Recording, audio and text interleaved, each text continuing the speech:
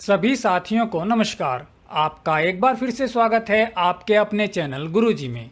आज की इस वीडियो में हम चर्चा करेंगे कि इनकम टैक्स में एचआरए डिडक्शन को किस प्रकार से कैलकुलेट किया जाता है और एचआरए डिडक्शन को कौन से सेक्शन में क्लेम किया जाता है। इस वीडियो में जिन टॉपिक्स पर चर्चा की जाएगी वो इस प्रकार से हैं। पहले पॉइंट में हम चर्चा करेंगे कि सैलरीड एम्प्लॉयज के केस में एचआरए डिडक्शन को किस प्रकार से कैलकुलेट किया जाता है और एचआरए डिडक्शन को क्लेम करते समय किन किन बातों को ध्यान रखा जाना जरूरी है। दूसरे पॉइंट में चर्चा करेंगे नॉन सैलरीड एम्प्लॉयज या वो एम्प्लॉयज जिनको सैलरी में एचआरए नहीं मिलता है या जो सेल्फ एम्प्लॉयड हैं या जो पेंशनर्स हैं।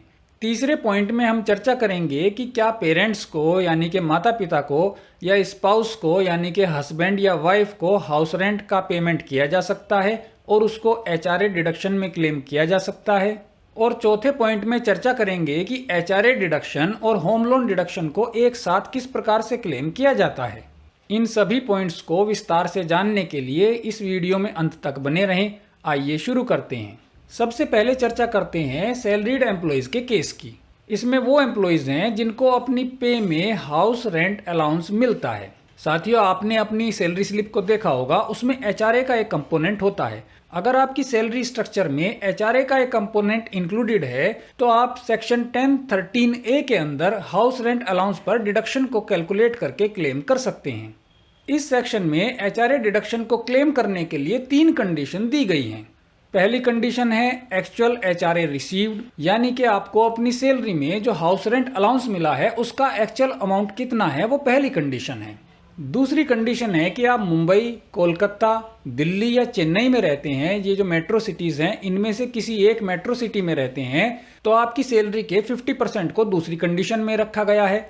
गवर्नमेंट एम्प्लॉयज़ के केस में जो सैलरी में बेसिक पे होता है और उसके ऊपर जो डीए मिलता है, इन दोनों के टोटल को सैलरी के कंपोनेंट में रखा गया है। यानी कि दूसरे पॉइंट में आप बेसिक पे और डीए के टोटल का 50% कैलकुलेट करेंगे। ये एक दूसरी कंडीशन के अंदर आएगा। अगर आप इन 4 मेट्रोज यानी कि मुंबई, कोलकाता, दिल्ली या चेन्नई के अलावा किसी दूसरी जगह पर रहते हैं तो आप अपनी सैलरी के 40% को कैलकुलेट करेंगे। यहाँ पर भी सैलरी के अंदर बेसिक पे और डीए के टोटल को लिया जाएगा। तीसरी कंडीशन है हाउस रेंट पेड। जो आपने हाउस रेंट एनुअली पे किया है या मंथली जिसको आप पे कर रहे हैं, उस हाउस रेंट में से माइनस करेंगे 10% ऑफ सैलरी को। यहाँ पर भी सैलरी में बेसिक पे और डीए के टोटल को लिया जाएगा। इस प्रकार से इन तीनों कंडीशन में 3 अमाउंट कैलकुलेट हो जाएंगे और इन तीनों अमाउंट में जो भी अमाउंट सबसे कम होगा उस अमाउंट की एचआरए डिडक्शन को आप सेक्शन 10(13)(a) के अंदर क्लेम कर सकते हैं। एचआरए डिडक्शन को क्लेम करते समय जिन बातों का ध्यान रखा जाना बहुत जरूरी है वो इस प्रकार से हैं। सबसे पहले तो आपको ये देखना है कि अगर आप 1 लाख रुपए से ज्यादा का एनुअल रेंट पे कर रहे हैं तो आपको लैंडलॉर्ड का पैन नंबर सबमिट करना मैंडेटरी है। दूसरी ध्यान देने वाली बात यह है कि अगर आपके डीडीओ आपके हाउस रेंट के पेमेंट के ऊपर एचआरए डिडक्शन को अलाउ नहीं कर रहे हैं तो आप अपनी इस एचआरए डिडक्शन को जब आप अपनी एनुअल रिटर्न फाइल करेंगे, आईटीआर फाइल करेंगे, उस समय भी आप अपने इस एचआरए डिडक्शन को क्लेम कर सकते हैं। इसके लिए आप अपनी रेंट रिसिप्ट, लैंडलॉर्ड के पैन कार्ड की एक फोटोकॉपी और ट्रांजैक्शंस के प्रूफ को अपने पास संभाल करके रखिए। इन फ्यूचर अगर कभी इनकम टैक्स डिपार्टमेंट से आपके इस क्लेम के ऊपर कोई क्वेरी आती है तो आप उसको सेटिस्फैक्टरीली रिप्लाई कर सकते हैं। आइए अब एक एग्जाम्पल के माध्यम से एचआरए डिडक्शन की कैलकुलेशन को समझने का प्रयास करते हैं। मान लेते हैं एक गवर्नमेंट एम्प्लॉय का बेसिक पे 40,000 रुपये है, इसको डीए के रूप में 10,000 रुपये मिल रहे हैं और इसको हर महीने हाउस रेंट अलाउंस के रूप में 11,000 रुपये मिलते हैं। तो इस केस में बेसिक पे और डीए का जो टोटल है 50,000 रुपये, उसको सैलरी के रूप में ट्रीट किया जाएगा और उसी के आधार पर एचआरए डिडक्शन की कैलकुलेशन की जाएगी। इसमें जो सबसे पहला पॉइंट है एक्चुअल एचआरए रिसीव्ड, ये हो जाएगा 11,000 रुपये जो इस एम्प्लॉय को हर महीने हाउस रेंट अलाउंस के रूप में मिल रहा है। दूसरा पॉइंट है 50% ऑफ सैलरी। इस केस में हमने सैलरी को 50,000 रुपये लिया है तो 50% ऑफ सैलरी का जो अमाउंट है वो 25,000 रुपये हो जाएगा।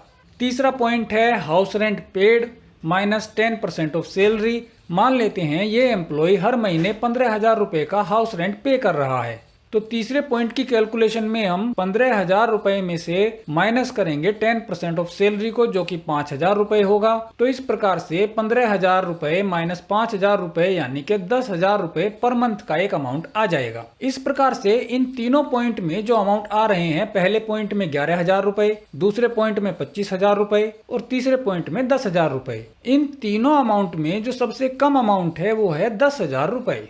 तो ये गवर्नमेंट एम्प्लॉय सेक्शन 1013A के अंदर हर महीने 10,000 रुपए की HRA डिडक्शन को क्लेम कर सकता है।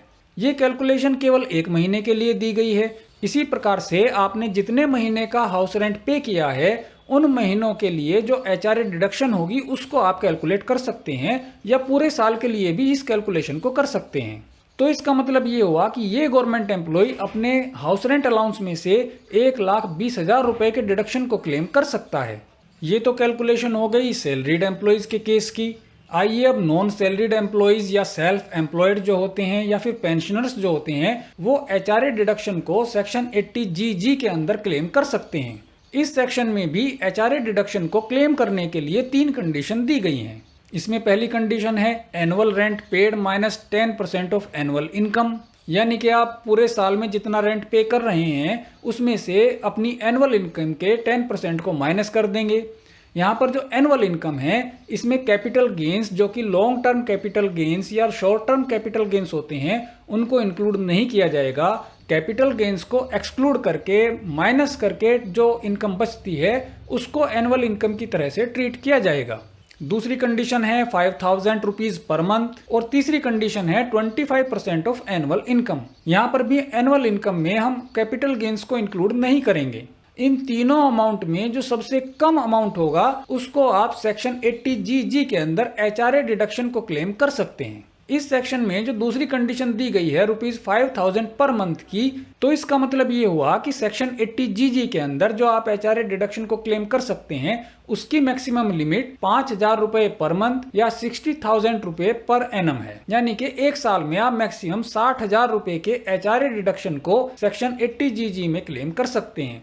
यहाँ पर खास ध्यान रखने वाली बात यह भी है कि अगर आपका खुद का या आपके स्पाउस यानी कि हस्बैंड या वाइफ का आपके करंट प्लेस ऑफ रेजिडेंस या करंट प्लेस ऑफ वर्क के ऊपर खुद का कोई मकान है तो आप सेक्शन 80GG में HRA डिडक्शन को क्लेम नहीं कर सकते हैं। बहुत सारे लोगों को ये दुविधा रहती है कि क्या हम अपने पेरेंट्स को हाउस रेंट को पे कर सकते हैं और उसके ऊपर हम HRA डिडक्शन को क्लेम कर सकते हैं। तो जी हाँ, आप बिल्कुल कर सकते हैं, लेकिन पेरेंट्स को हाउस रेंट पे करके और उसकी HRA में डिडक्शन को क्लेम करते समय आपको जिन बातों का खास ध्यान रखना है वो इस प्रकार से हैं। इसमें जो पॉइंट सबसे इम्पोर्टेंट है वो ये है कि जो भी अमाउंट आप हाउस रेंट के रूप में अपने पेरेंट्स को पे कर रहे हैं उस अमाउंट को आप अपने माता या पिता के अकाउंट में डायरेक्ट ट्रांसफर कर दीजिए। चाहे उसको आप चेक से ट्रांसफर करें या उसको आप ऑनलाइन ट्रांसफर करें, किसी भी तरीके से इस ट्रांजेक्शन का प्रूफ आपके पास होना बहुत जरूरी है। अगर आप कैश में अपने माता पिता को हाउस रेंट पे कर रहे हैं तो उसके ऊपर आप HRA डिडक्शन को क्लेम नहीं कर पाएंगे।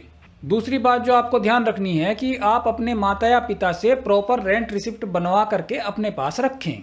और जो सबसे इम्पोर्टेंट बात है वो ये है कि आप अपने माता या पिता की ITR को जरूर फाइल करें और उसमें जो रेंटल इनकम है जो आपने अपने माता पिता को हाउस रेंट के रूप में पे की है और उनके अकाउंट में ट्रांसफर की है, उस इनकम को आप अपने माता पिता की एनुअल ग्रॉस इनकम में जरूर इंक्लूड करें और उसको आप ITR में जरूर शो करें।